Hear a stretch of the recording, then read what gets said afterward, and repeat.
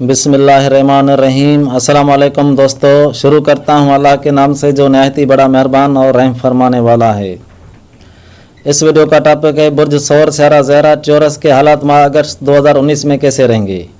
तो इस माह अगस्त के दौरान आपका अपना स्यारा ज़हरा, स्यारा शम्स व मरी के साथ आपके ज़ायचे के चौथे खाने बुर्ज असद में हरकत कर रहे हैं। शम्स की वजह से घर, गाड़ी, प्रॉपर्टी, बैठक वगैरह के अहम कागजात बन पाएंगे। मतलब प्रॉपर्टी आपके हिस्से में आएगी। वो प्रॉपर्टी घर, गाड़ी, ज़मीन, प्लाट, दुकानदारी वगैरह हो सकती है। और स्यारा मरीख के चौथे खाने में होने से अपने अखराजात पर कंट्रोल करना ज़रूरी है। बहुत सारा खर्च प्रॉपर्टी पर आप कर चुके हैं जो 18 अगस्त तक रहेगा।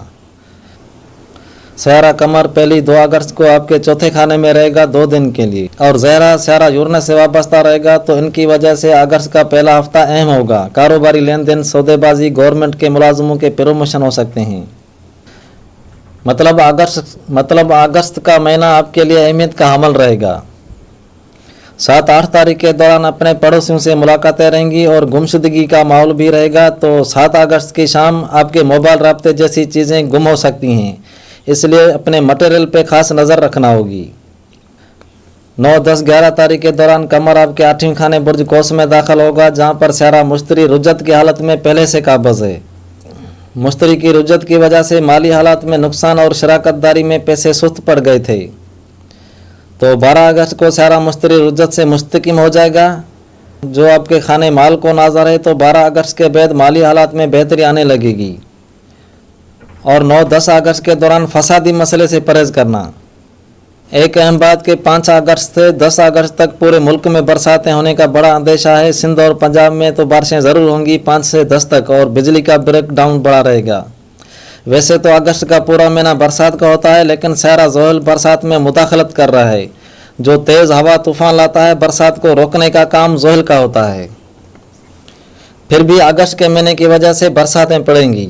और इन तारीखों के दौरान 5 से 11 तारीख तक आपके इर्द गिर्द खूबसूरत माहौल छाया रहेगा।